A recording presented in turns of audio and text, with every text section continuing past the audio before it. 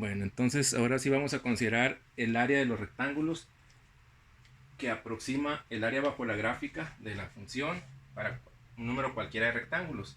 Entonces, lo primero que hacíamos, igual que cuando lo sacamos para 4 rectángulos en un video anterior, es sacar el ancho. Y como el ancho va a ser el mismo de todos los rectángulos, pues siempre va a ser b menos a sobre n. Ya sabemos que a y b son los extremos del intervalo, es decir, de dónde a dónde en x abarca el área que queremos calcular. Y entonces para este caso pues va a ser 2 menos 0 sobre n. Aquí no le vamos a dar un valor específico a n porque lo que queremos es una fórmula que nos sirva para cualquier valor de n, o sea, para cualquier número de rectángulos. Entonces en general para cualquier ancho de los rectángulos, en cualquier número de rectángulos que hagamos siempre va a ser 2 sobre n la expresión para encontrarlos. Ok, ya tenemos la base de los rectángulos. Ahora nos falta la altura. Aquí tengo representados una serie de rectángulos bajo la gráfica o que coinciden con la gráfica y sus vértices.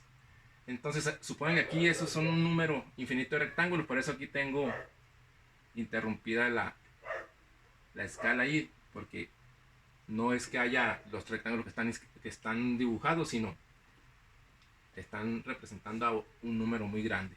Y entonces, de todos esos rectángulos, vamos a escoger uno que represente a todos. Ya sabemos que el primer rectángulo, para encontrarle su altura o cualquier rectángulo, necesitamos saber en qué valor de x quedaría tocando, o sea, el punto que toca la gráfica, qué coordenada en x tiene. Y a esa le llamaríamos x1.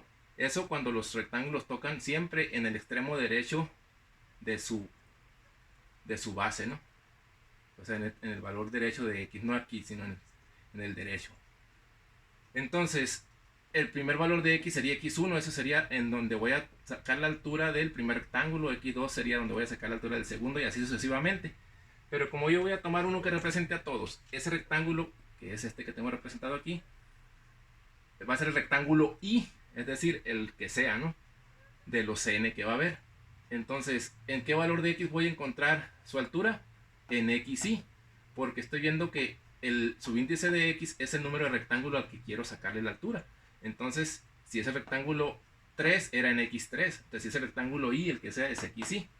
Y entonces, en este valor de x voy a encontrar la altura. Tengo que encontrar una expresión, así como encontré una expresión para delta x. Tengo que encontrarla para xy, o sea, el valor de x donde voy a encontrar la altura de cualquier rectángulo. Entonces, para deducir eso, empiezo y sé que en este caso, donde empieza el área, ese valor es x0, que corresponde al primer valor del intervalo. Y el último aquí sería xn, o sea, donde está el último rectángulo, ¿verdad? O sea, que la b sería xn. Y entre medio, pues quedan x1, x2, x3 y así hasta que se llegue a xn. Entonces, sabemos que x0 es a. Para hallar el valor de x donde voy a calcular la primera altura, pues a esa a le sumo el delta x, ¿no? Y ya tendría el valor de x1. Luego el x2 está aquí, entonces a este delta x le tengo que sumar otro delta x, o sea, a este x de aquí le tengo que sumar el ancho del siguiente rectángulo, que es delta x de nuevo. Entonces x1 va a ser a más delta x, habíamos dicho, y entonces x2 sería a más delta x más otro delta x, o sea, entonces eso sería a más 2 delta x. Y el rectángulo número 3, el valor de x3 sería a más 3 delta x, porque a este le voy a sumar otro delta x, y así me voy a ir. Y entonces de ahí deduzco que para cualquier rectángulo, el rectángulo xy, la expresión para hallar ese valor de x va a ser a, o sea, donde empiece el área, el intervalo ya, más y por delta x. ¿Por qué y? Porque aquí me está dando cuenta que el coeficiente de delta x corresponde al número de rectángulos. Aquí es como si fuera un delta x, dos delta x, o sea, el delta x es el primer rectángulo, del segundo, del tercero.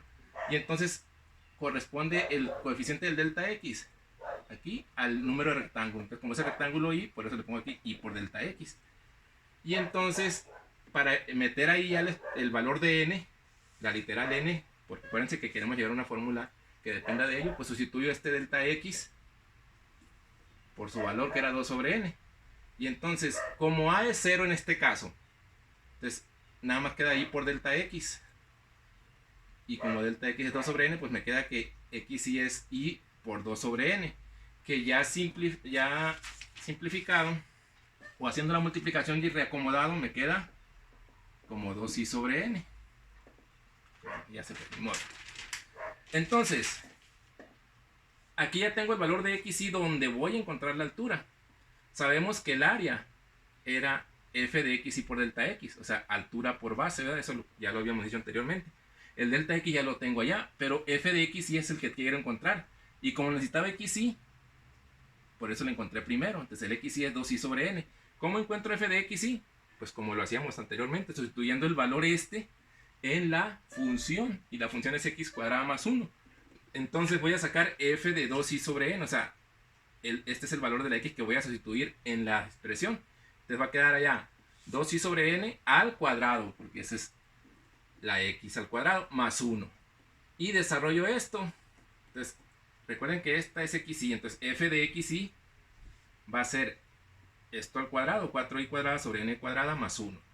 Ya tengo f de xy, ya puedo hallar el área, sustituyendo en la fórmula esta. Entonces, f de xy, aquí está, por delta x, que era el 2 sobre n, eso me da el área de cualquier rectángulo. Esta fórmula sería el área para cualquier rectángulo dependiendo de cuántos haga. Entonces, si hago, por ejemplo, 100 y quiero saber cuál es el área del rectángulo número 50 de esos 100, pues nada más aquí la i la pongo como 50 y la n serían los 100, y lo que me deja sería el área de ese rectángulo. Pero no me interesa el área de uno en particular, sino el área de todos los que haga. Entonces, esta expresión del área representa la fórmula para todos los rectángulos, o para cada uno de los rectángulos que haga. Y entonces, ¿cómo encuentro el área total de todos los rectángulos? Habíamos dicho que haciendo la sumatoria de todos ellos.